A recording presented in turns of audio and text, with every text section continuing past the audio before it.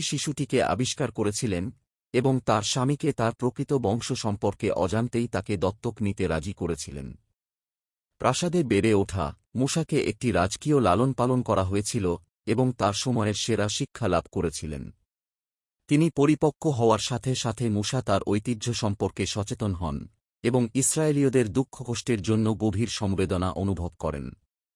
একদিন একজন মিশরীয় একজন ইসরায়েলীকে প্রহার করতে দেখে মূসা হস্তক্ষেপ করে এবং ঘটনাক্রমে মিশরীকে হত্যা করে। শাস্তির ভয়ে তিনি মিশর থেকে পালিয়ে মিদিয়ানে আশ্রয় নেন।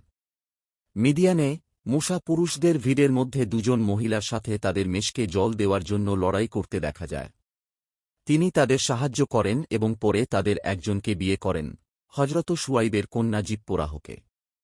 মূসা মিদিয়ানে একজন মেষপালক হিসেবে শান্তিপূর্ণ জীবন যাপন করেন যতক্ষণ না আল্লাহ তাকে তার ঐশ্বরিক মিশন পূরণের জন্য